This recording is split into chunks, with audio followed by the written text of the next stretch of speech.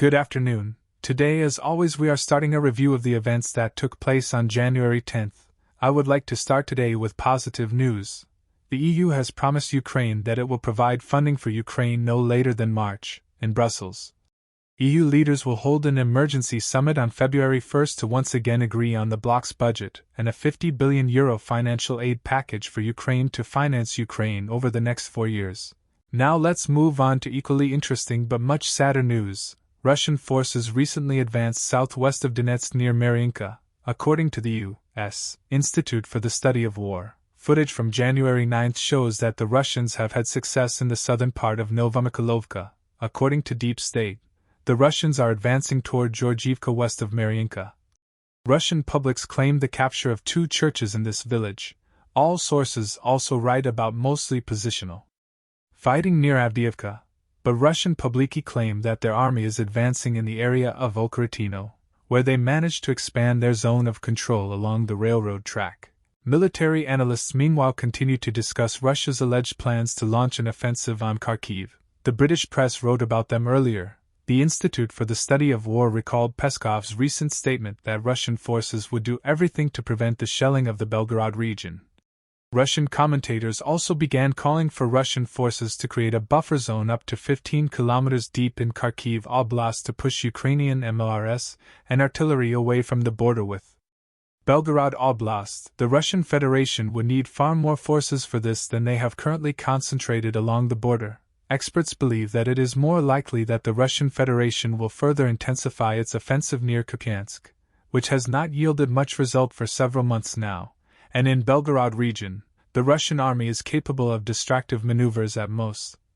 In order to divert Ukrainian forces from a possible offensive near Kupiansk, the Ukrainian armed forces also say that at the moment they do not see any concentration of Russian forces for a strike in the direction of Kharkiv. Ukrainian President Volodymyr Zelensky has arrived on a working visit to the Lithuanian capital Vilnius. The president mentioned that Lithuania, Estonia and Latvia are our reliable friends and principal partners. Later he will visit Tallinn and Riga, and today he will visit Vilnius. He also said that he will meet with the leaders of these countries, officials and journalists. They will discuss EU and NATO integration, cooperation in the field of air defense and drones, coordination of European support. During the meeting, said that Putin will not end the war with his neighbors until we all end it together. You and I have heard recently, they started talking about Finland, Uzbekistan's independence, etc. He's not going to end it until we all finish it together, and the president is making that very point. He thinks it's possible that after Ukraine, the Russian Federation will invade the Baltic states and Moldova. Kharkiv was under fire again. 2 missiles hit the territory of a children's camp near Kharkiv in the evening. The medical building, the canteen building and the territory were destroyed. The Russian Defense Ministry today announced the destruction of a drone in the Saratov region. The media notes that there is located, in particular, the airfield where Russian strategic bombers, launching missiles at Ukraine, are based. A Russian opposition public writes that 2 drones fell on the territory of a military airfield in Engels. The consequences are unknown. The White House reiterated Russia's use of North Korean ballistic missiles on Ukraine. U.S. National Security Council Coordinator John Kirby said they had detected new launches on January 6. We are still assessing the impact of these strikes, but we can confirm that at least one of them hit Kharkiv. The Russian Federation has not confirmed the use of North Korean missiles on Ukraine. And they talk more about the development of their own weapons. For example, this year the Russians will start serial production of a new drill-planned aerial bomb. It is stated that it has already successfully passed all tests and the first serial batch is scheduled for 2024. In parallel, the development of some combat parts for the bombs is underway. It is noted that information about its use in Ukraine is closed. Donald Trump told the head of the European Commission Ursula von der Leyen in 2020, when he was President of the United States, that the states would not defend Europe in the event of an invasion. This was revealed at a panel discussion by Thierry Breton, the European Commissioner for the Internal Market, who was present at that meeting. Donald Trump told Ursula that they have to realize that if Europe is attacked, there is no way the U.S. will come to their aid, and by the way, NATO is dead altogether and the U.S. will withdraw from NATO. Also, Trump has made claims of billions of dollars to Germany for its defense investments. Britain used this information to convince the Europeans to put more money into defense. That was a very serious wake-up call, and it could happen again. So Europeans now realize better than ever that they are on their own. Of course, almost all EU countries are NATO members.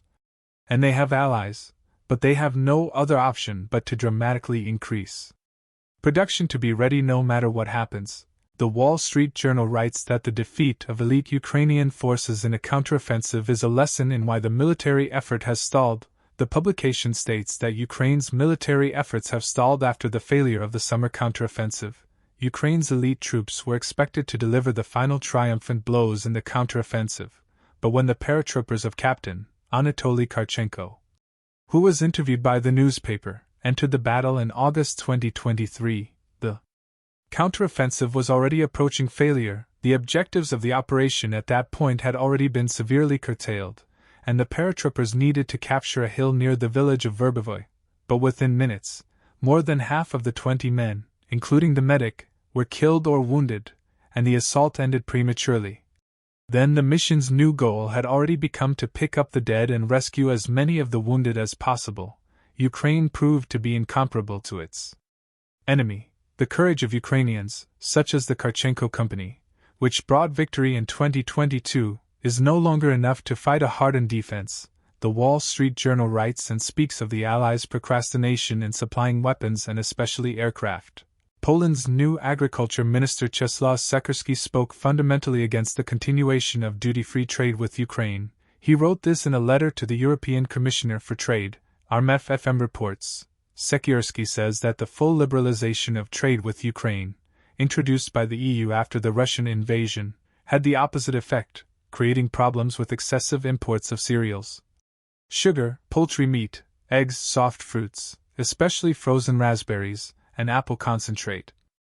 The minister proposes to withdraw some of these products from the free trade rules with the establishment of strengthened protective provisions, and with Ukraine to start negotiations on gradual mutual liberalization, which will be accompanied by gradual adaptation of Ukrainian agriculture to the standards and legislation of the EU.